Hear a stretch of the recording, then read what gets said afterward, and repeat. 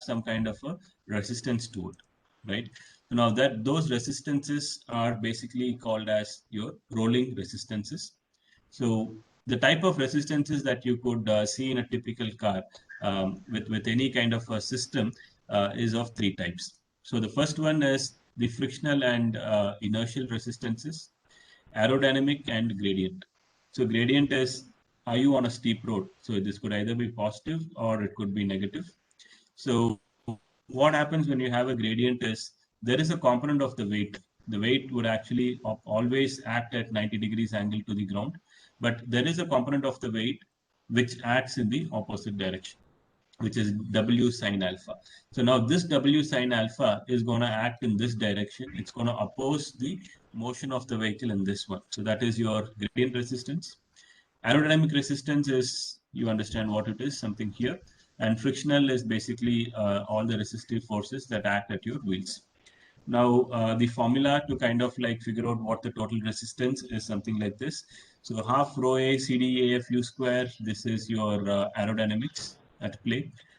This is your frictional, and this is your gradient. Now, of course, when the gradient is zero, this component becomes zero. So now this is kind of how we figure out what is the rolling resistance that's at a car. Now, if you want to move a car forward still, then basically you need to push this with a force, let's call it Ft. There is going to be a force which opposes it, which is Fr. Fr is the rolling resistance we saw on the previous slide. So now only when your tractive force is much higher than the rolling resistance will your car start accelerating. So suppose you have, let's say, like 5,000 newtons of force you are applying here, and 1,000 newtons of force is basically opposing it. So what is the effective tractive effort that we have? So I would call that as F effective is equal to 4,000 Newton. Now, how does this accelerate your car? This force, this effective force F is equal to mass times acceleration, which is 1,000 times acceleration, which means if you have a net effective force of 4,000 newtons, you can accelerate at an acceleration of 4 meters per second square. So 4 meters per second square, 0 to 10 kilometer, I mean 100 kilometers per hour is about roughly about 3.33, I guess. So 0 to 100 kmph. If you are accelerating in 10 seconds, this should give you an acceleration of 3.33 meters per second square. So in this case, if you are applying a 5,000 newtons force here, opposition is 1,000 newtons, you would still be able to do 0 to 100 kmph in 10 seconds. Now, I did say that we can convert this into torque, right? So we are just talking about force here. How are we converting this into a torque? Because you do understand motors, they provide only torque, correct? So if you are looking at that, right, then what we could basically do is we could go and we could try to figure out how this whole thing basically like works on a system level. I'm sorry, I keep shifting between two things because I don't have this the notepad here in this. So now what happens is that whenever we are talking about force and torque, you'll have to understand that the force is what is available at the wheels. So now if I have my wheels like this, so now what I meant is I have an effective force of 4,000 newtons that is acting here.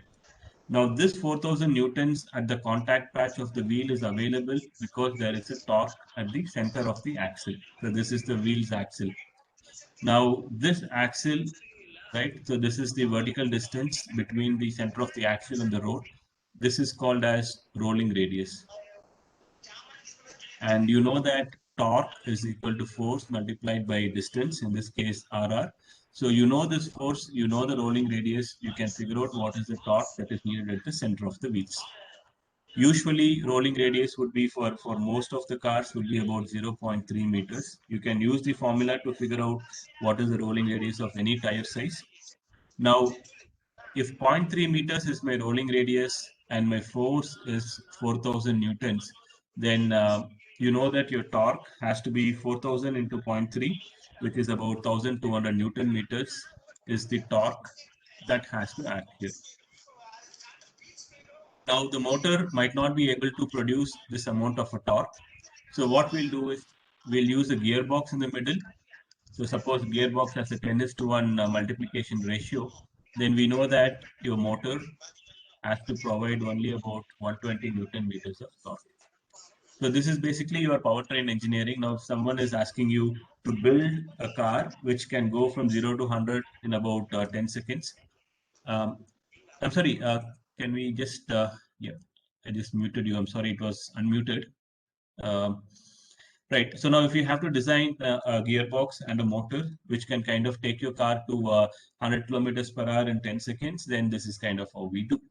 So we calculate what the tractive force is needed, and from there we kind of figure out what is the motor, what is the gearbox that we basically have to go with. So I hope that kind of puts one thing at rest. And if you want to convert torque into kilowatt or kilowatt hour, you can go find out power by 2 pi nt by 60,000. So that will give you power in kilowatt. And however long this particular motor is running, you multiply your power by that time, then you get kilowatt hour, which is basically your energy. So what I wanna state here is that this is how we convert a mechanical effort into something which is an electrical effort. I'm not, of course, getting too much into the basics because I assume that this is something which you are aware of. Now, what we'll do is instead, let's quickly get into our powertrain. So basically, how does an electric vehicle powertrain look like? So what are the different types of powertrains that we could have? So we could either have a pure electric vehicle or we could have a hybrid electric vehicle. So in a pure electric vehicle, you could have the electric motor, say in the first case. As in the first case, you could have the electric motor directly driving your differential. So that's the case here. So the motor is driving the differential. Whenever you have two wheels connected by a common drive, you need to have a differential because the differential will make sure that both the wheels run in different speeds. So that is needed for you while you take a turn, right? The differential principles. So you could have either motor directly driving it, right? Let's assume this is the back of the car and this is the front of the car. So this would be what we call as a rear wheel drive configuration. This would be what we call as a front wheel drive configuration. But here what happens is the motor is being driven, is driving the rear wheels through a fixed gear ratio. Again, here what happens is it's the same as your earlier case, or rather let's take this as the front wheel drive and let's take this as the rear wheel drive. Then this probably gives us a more interesting thing to look at. So here what we have is an inline motor setup. So this is basically you have any IC engined car right now. You remove the engine and you put a motor in it. Suppose you're manufacturing retrofit kits, then this is how you would do. So you would have the gear plus differential. This would be your traditional gearbox, which is present in the car right now. You just put an electric motor here. You have done a retrofit. Or you could put a motor on each side of the wheel separately, right? The problem here is there is no differential. So which means you'll have to go for something called as torque vectoring. So torque vectoring is every time the front wheels make a turn, right? If the front wheels turn, you should have a control system which determines that the wheels are turned, and then it goes on and it starts giving different kind of a torque output to different wheels. So that is called as torque vectoring. It makes things complex. Now, even more complex is the fact if you come in here, something like this, where you use individual motors on all four wheels. So this is basically hub motors, which you can purchase off Amazon or something for about 4,000, 5,000 rupees. So, I mean, these are obviously going to be low power, right? Hub motors are maximum 1 kilowatt. Suppose in this case, say like you're using 3.5 or 4 kilowatt motor to run, then hub motors you will not get for 4 kilowatts. So you have purchased 4 of those hub motors, put it on all 4 sides of the wheel. So totally you have 4 kilowatts. But now the problem becomes all 4 of this will need to have the same kind of a torque. They need to have the same kind of RPM you need to maintain. Because imagine what happens if these two, they are running at a higher RPM. If the RPM here is higher, if these for some reason they are running at a lower RPM, then you would produce something called as skid steer. So skid steer is how the battle tanks turn. So whenever this side, the speed is higher, then the vehicle will kind of start turning in this side. You don't need a steering mechanism for it. You can use a skid steer and you can steer the vehicle. So basically something on layouts, something about how they usually arrange the motors and things like that, right? So then you would obviously have hybrid electric vehicles as well. So hybrid is where you have an IC engine as well as an electric motor. So you don't have any range anxiety. Technically speaking, a hybrid vehicle, you can drive it for, for however long you want, because you keep having fuel in the car. So you could have an infinite range, but again, there are some restrictions to what is possible with that as well. So now that we have seen this, let's quickly get into the energy sources, right? What are the different types of energy sources that we could use?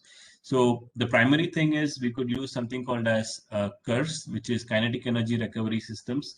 So you find this in Formula One cars, where under braking you have a motor generator which regenerates kinetic energy from the car. It puts it into ultra capacitors, and the ultra capacitors can then deliver this energy. So it's basically a storage and recovery system. So what is capacitor? A capacitor is a charge storage device. You probably know that. And the amount of charge that you can store depends on the plate size, and also the distance between the plates, and a whole lot of other things, area of the plate, and a whole lot of other things. But we are not going to be looking at all of those things. We are primarily going to be looking at only at one single type of energy storage devices, and those are called as batteries. So how do batteries work? Batteries work primarily whenever there is a transfer of electrons from one side to the other. So whenever, the earlier case, either the battery or the capacitors, when we spoke about, you have one which is the positive side, negative side, ions flow, you have current flow happening. So this is how it happens in typical batteries. But if you take the case of lithium ion batteries, it does not happen that way, right? It's not electrons which basically go there, or it's not a chemical reaction which happens. In most cases with batteries, it's a chemical reaction. Lead acid, lead oxide is oxidized and reduced and things like that. Whereas the primary difference between lithium ion battery and most of the regular batteries is that in lithium ion batteries, there is no chemical reaction. Of course, lithium ions move, electrons also move, that happens, but the lithium ions do not react chemically with the anode. All the lithium ions do is they get accumulated on the anode, which is made of graphite. So graphite is a porous material. So in earlier cases, the ions would move and they would react with the cathode. Again, when you're charging it, the reverse reaction will happen. They'll go back to the cathode.